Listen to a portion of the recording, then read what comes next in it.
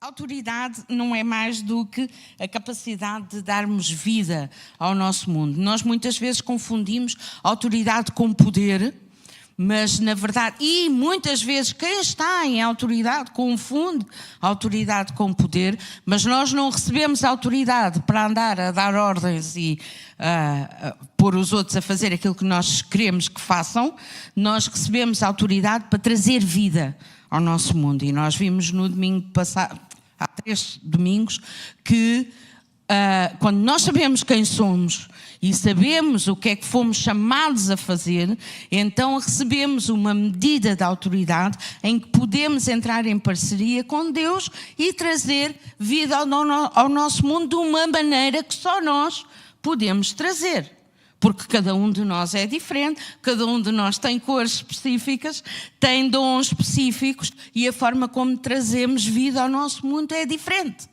Somos todos diferentes, temos propósitos diferentes e fazemos as coisas de maneira diferente, embora todos nós estejamos ligados ao nosso Pai. E também eu sou apaixonada pela multiforme sabedoria de Deus e achei muito curioso o pastor Jorge pregar sobre isso há pouco tempo e trazer uma palavra sobre isso há pouco tempo, porque é realmente algo que nós temos que aprender a falar. O mundo fala muito de diversidade e inclusão. Não há nada que se passe no mundo que não seja uma cópia do que se passa no reino. E um dos temas que é importante nós reconhecermos é esta multiforme sabedoria, porque é a forma de nós nos movermos em unidade na diversidade. Então é algo para nós estudarmos e considerarmos também nas nossas vidas. Então pronto, a autoridade serve o propósito, já tínhamos visto isto. O propósito, por sua vez, está ligado à nossa identidade e quando sabemos quem somos, então podemos descobrir o nosso propósito e entrar em parceria com Deus. Na noite de vida de julho, vamos entrar um bocadinho mais em detalhe prático de como descobrir o nosso propósito, descobrir a nossa identidade. Obriga-nos a estarmos sintonizados com o coração de Deus, claro que sim, mas Ele vai sempre dando pistas acerca disso e, portanto, vamos descobrir como entender essas pistas. Por outras palavras, quando nós sabemos quem somos e o que fomos chamados a fazer, então podemos receber a autoridade que serve o propósito que Deus tem para nós. Exemplo.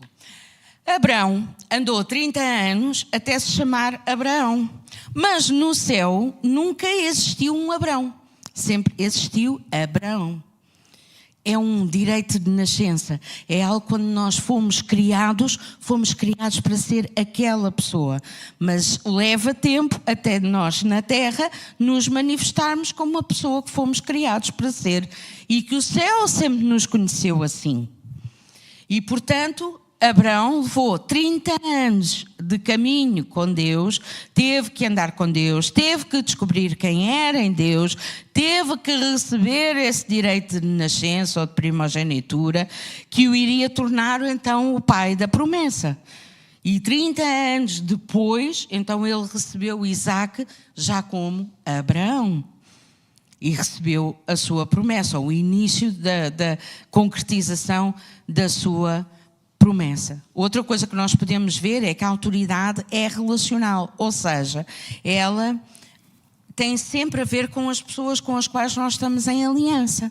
Estamos em aliança com a fonte de toda a autoridade, só há uma. Quem é? Jesus. Jesus é a fonte de toda a autoridade. Ele disse em Mateus, toda a autoridade me foi dada.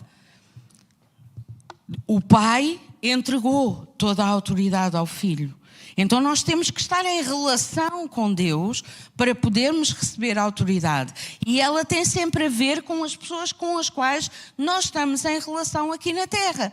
Nós não trazemos autoridade para o mundo inteiro. Vai lá para o Alasca exercer a tua autoridade. Não vai acontecer. É no lugar onde tu te moves, no teu pequeno mundo. É aí que tu exerces a tua autoridade. Ela é relacional. Em cada estação há também um processo de treino adequado até nos ser dada a autoridade que é correspondente ao propósito. Então, nós temos um direito de nascença, temos de descobrir quem somos, temos que descobrir qual é o nosso propósito, o que é que fomos chamados a fazer. Nós recebemos treino adequado e para Deus nunca é suficiente o treino. Nós temos pressa de nos tornarmos, temos pressa de fazermos, temos pressa de chegar ao nosso destino, mas Deus não tem pressa.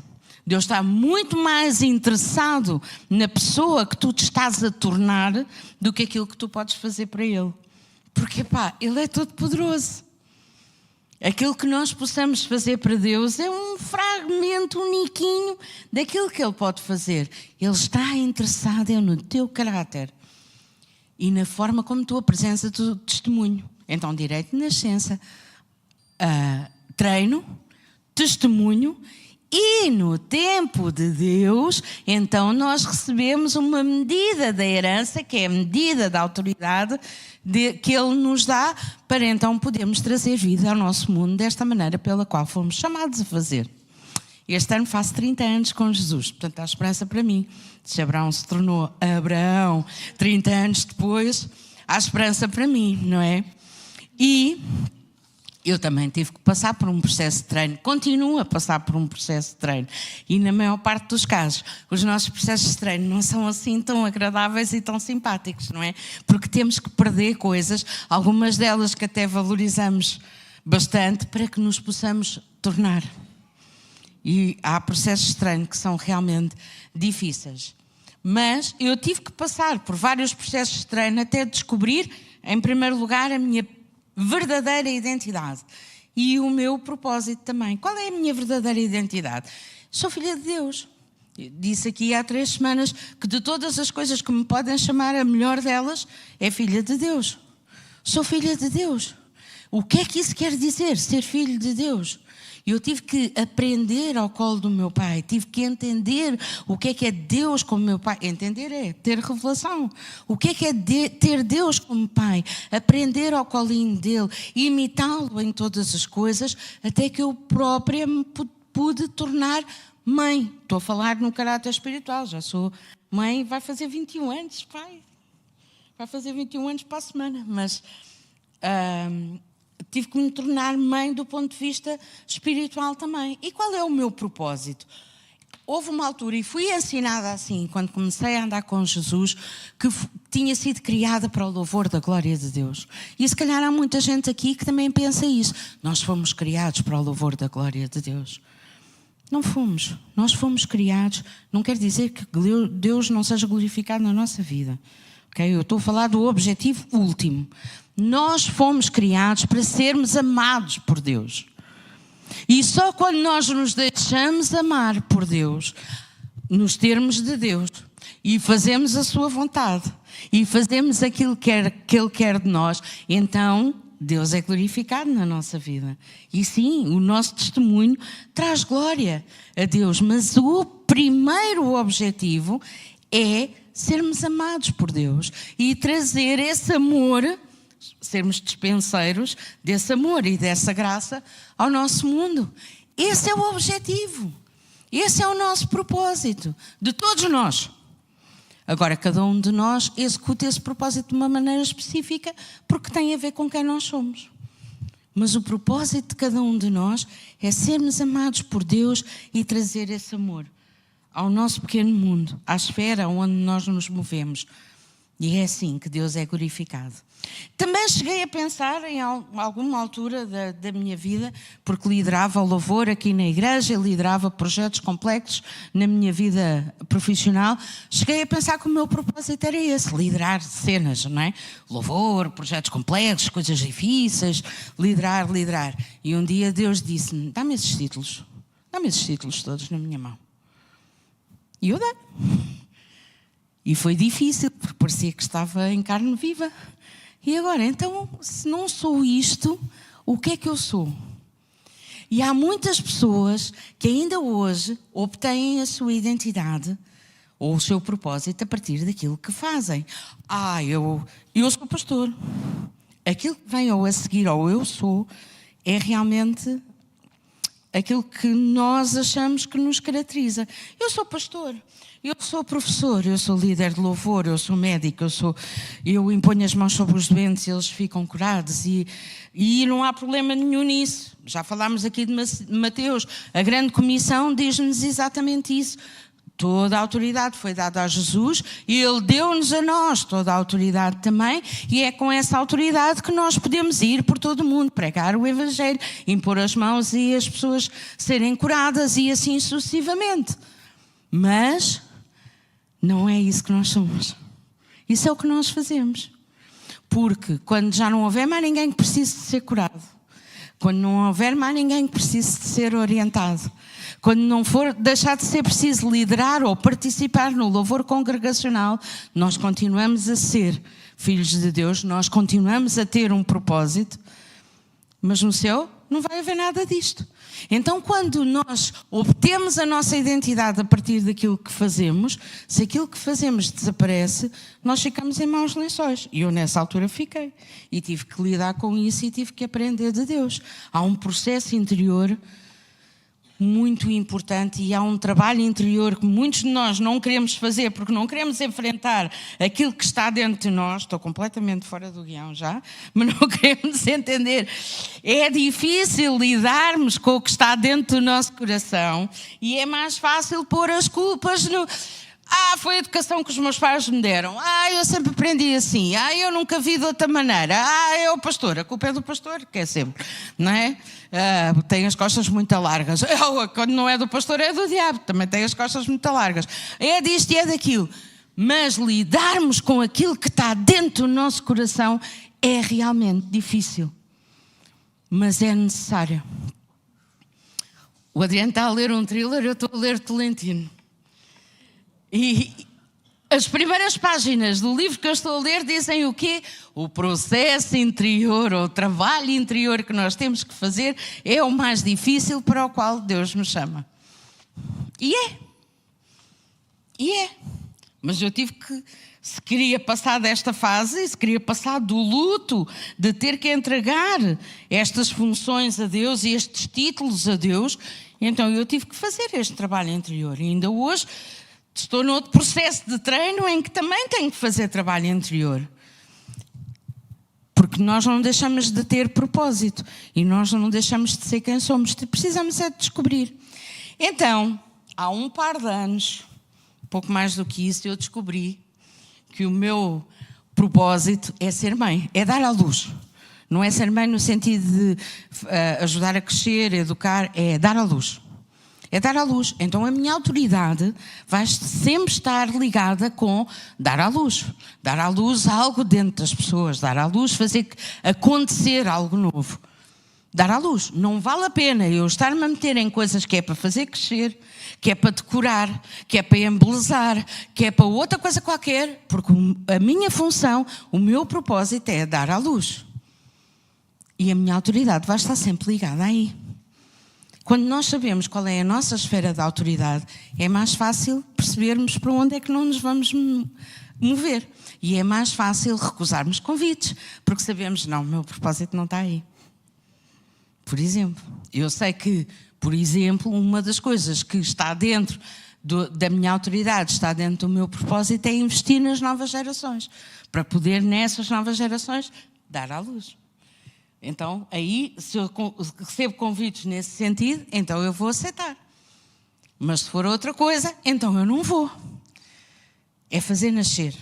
E mesmo sabendo tudo isto, eu tenho que esperar em Deus até receber a medida da autoridade para a estação em que estou. Porque em cada estação há um processo de treino, em cada estação há uma medida de autoridade, em cada estação há um direito de nascença próprio.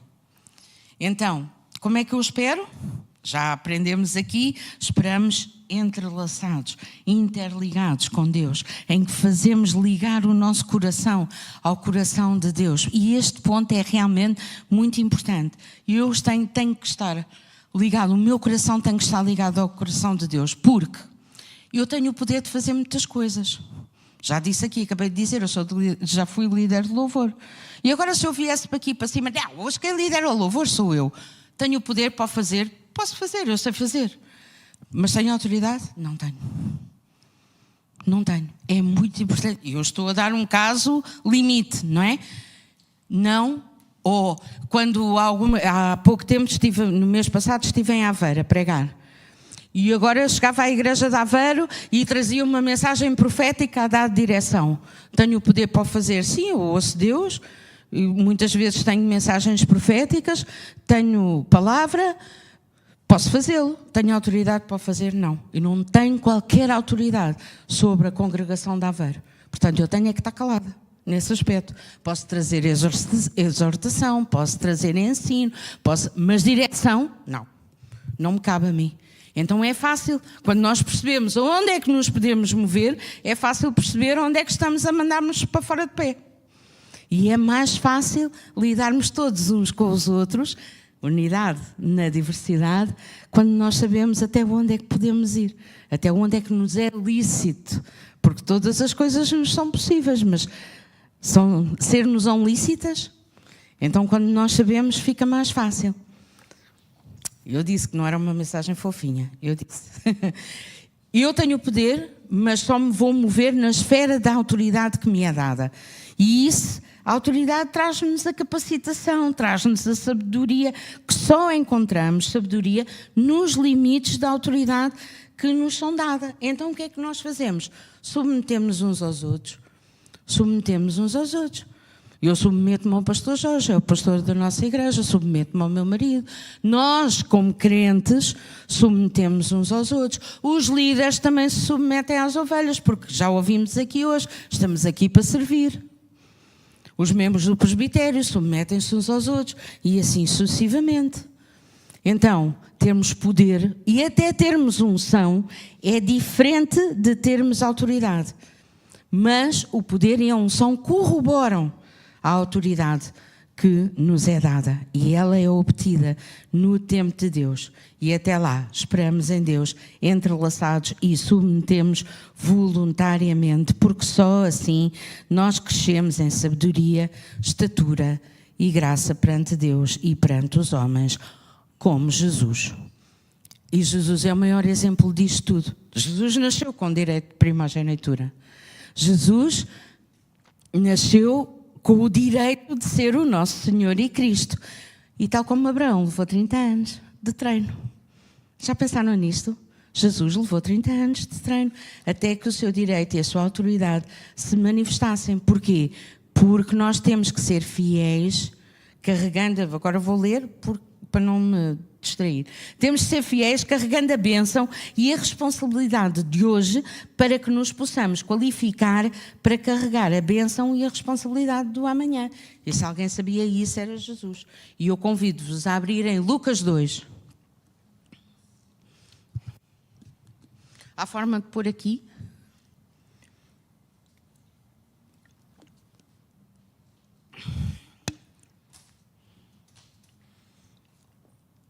Tomé, podes vir fazer o favor de pôr aqui em Lucas 2, se faz favor.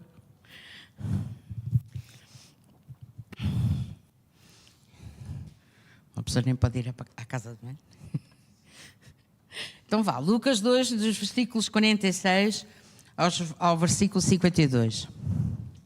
Há aqui coisas muito, muito, muito interessantes. E vocês vão dizer, pronto, estava a ver que não íamos ler nada da Bíblia hoje, mas é para compensar. Da outra vez fartámos de ler versículos. Hoje temos poucos para ler. Alguns, mas poucos.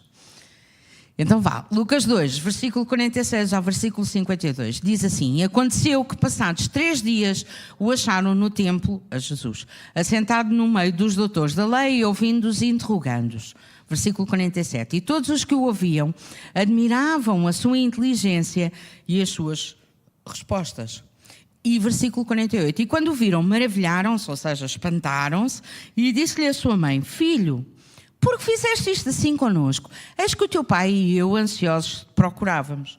Mas realmente não era acerca dos pais. Ele não tinha feito isto aos pais. Ele tinha feito isto porque ele sabia que era o sítio para estar, que era no templo.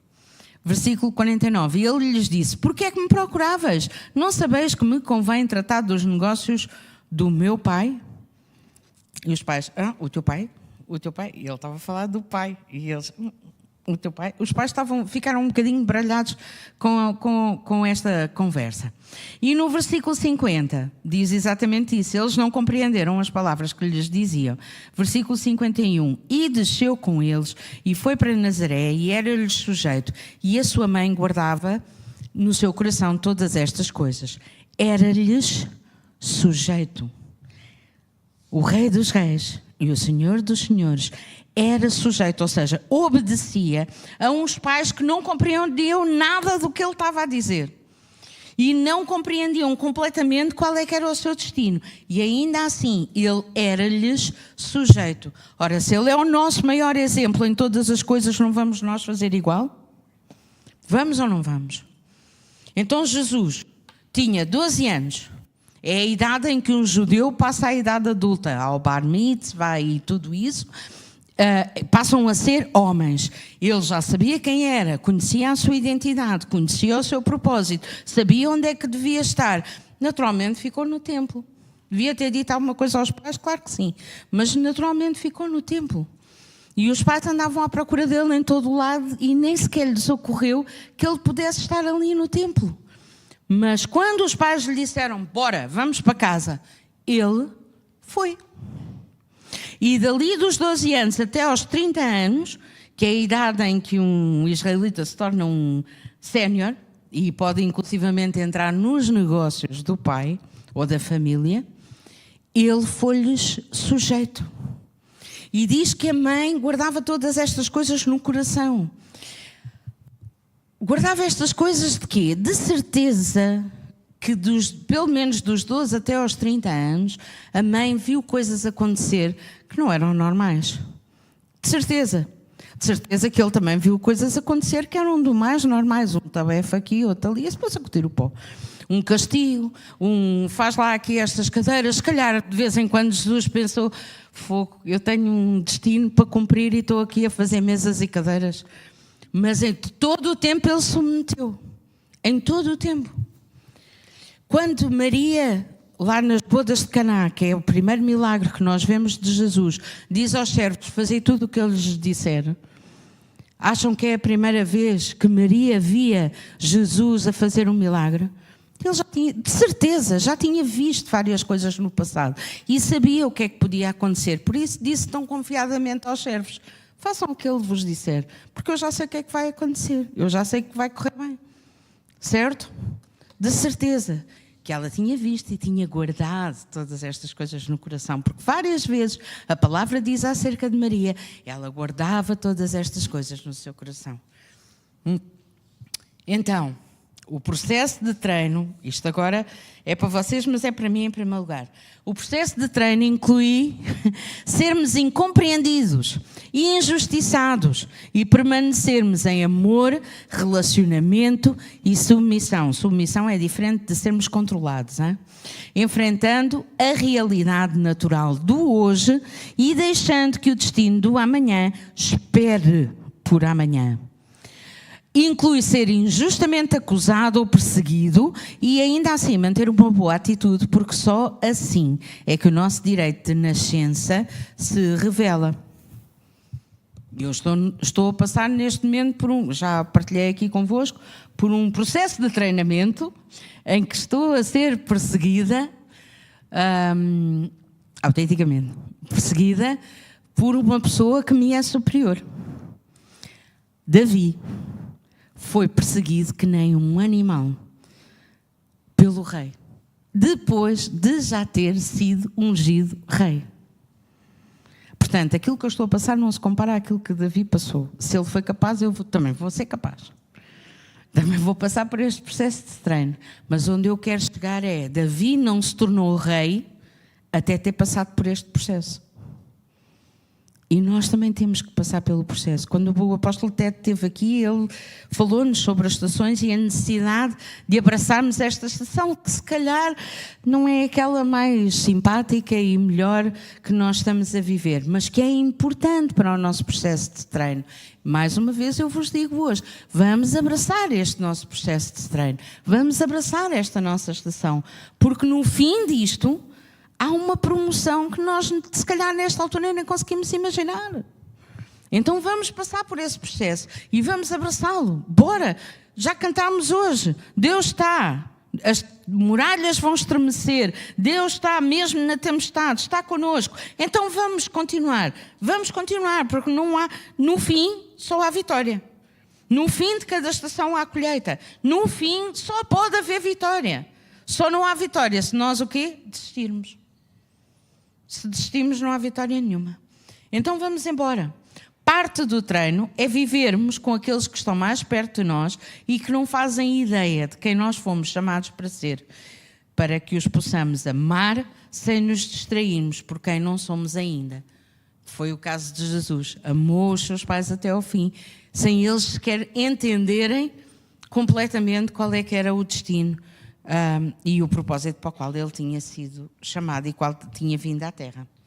E, tal como neste episódio do templo, de certeza que ao longo desses 30 anos os pais tomaram decisões menos boas por causa de não entenderem completamente quem ele tinha sido criado para ser, e Jesus não refilou, não fez guerra, não quis fugir como Agar quis fugir lá, e podemos ver no Antigo Testamento, Agar quis fugir, o Espírito de Deus encontrou e disse: o que é que estás a fazer? Estás a fugir? Volta para lá e obedece à tua senhora.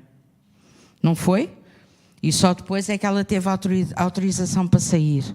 Volta para lá. E nós também devemos permanecer e confiar na fonte de toda a autoridade. Mesmo quando os nossos líderes,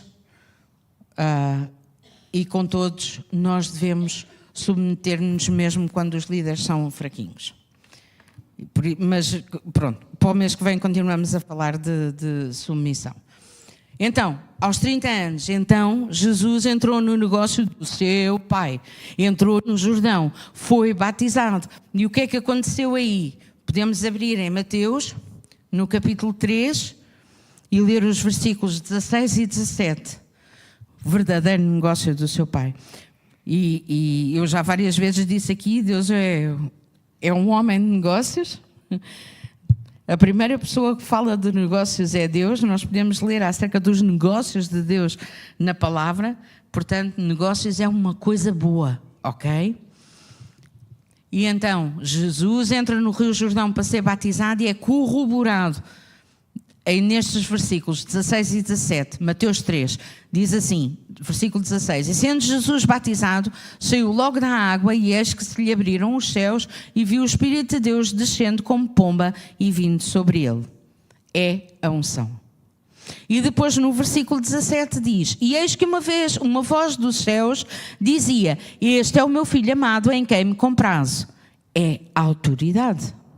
E depois de então ele ter recebido esta nova medida de autoridade, depois de ter recebido a unção que serve à autoridade, ele começa logo a fazer sinais espetaculares e não é nada disto, pois não? É levado pelo Espírito ao deserto.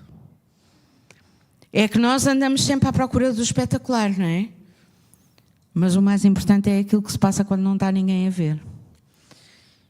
E o que é que aconteceu no deserto? Ele venceu a cobiça dos olhos, a cobiça da carne, venceu o orgulho do ego e derrotou o poder do diabo andando na autoridade do Espírito. E assim abriu a porta do reino de Deus para os espíritos, as almas e os corpos de toda a humanidade. E isto é do mais sobrenatural e do mais eterno. Mas realmente não é espetacular. Ninguém viu, não estava lá ninguém provavelmente. E não se assistiu aqui na Terra, não houve espetáculo de luz e cor, não houve sinetas a tocar ou trombetas a tocar, não houve nada. E não me interpretem mal, porque eu também quero ver a espetacularidade do poder de Deus em ação. Eu também quero ver. Mas Deus, nestas estações várias que nós temos estado a passar, Ele está preocupado em estabelecer aquilo que é eterno.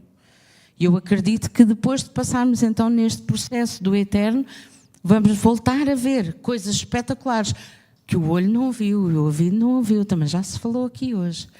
Eu acredito nisso, mas primeiro o eterno tem que ser estabelecido nos nossos corações e nas nossas vidas. Amém? E é tempo realmente de deixarmos de andar confusos a medir o reino de Deus por critérios humanos. Quão espetacular é, quão é que eu consigo ver isto, quanta unção é que eu sinto arrepios, sinto não sei o quê. Não é critérios humanos, não há uma medida humana para medirmos o reino de Deus.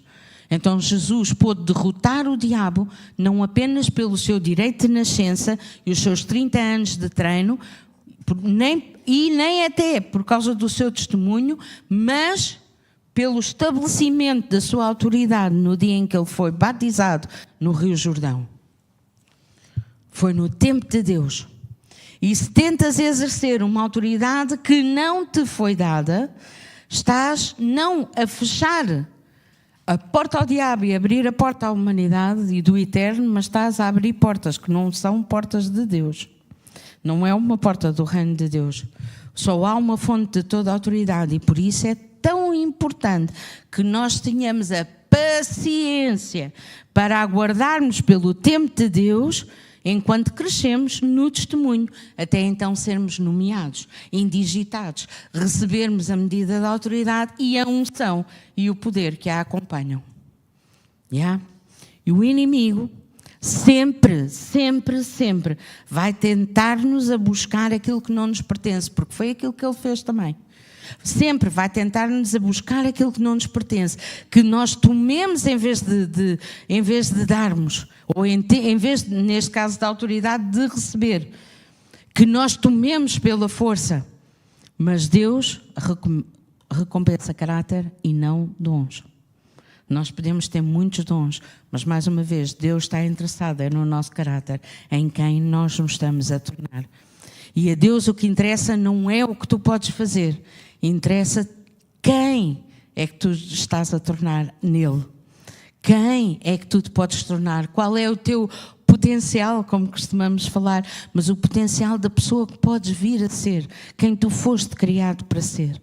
O que nós podemos fazer é secundário, é sempre secundário. Enquanto nós nos movemos na autoridade que Deus nos dá, podemos sujeitar-nos a Deus e àqueles que Deus levanta na nossa vida como líderes e resistir ao diabo, certos de que ele fugirá da nossa vida. Amém? E então chegamos ao ponto em que o direito de nascença e o treino dão lugar ao testemunho, dão lugar à nomeação e então recebemos uma maior medida de herança. Legitimamente. Não precisamos de ir tomar de forma ilegítima. Podemos aguardar com paciência, crescermos no testemunho até recebermos a medida de herança. Porque Deus não a está a reter. Ele não é avarento. Ele não tem as mãos fechadas e escondidas, ele não tem os braços encolhidos, e ele vai te dar no momento em que ele achar que é o momento certo. Então confia. Nós confiamos em Deus para tanta coisa, confia em Deus para isto também. Certo? Então nós queremos fazer as coisas de forma legítima. Nós somos filhos legítimos. Queremos receber a autoridade legitimamente. Amém? Estamos silenciosos. Vou pedir ao grupo para subir, se faz favor.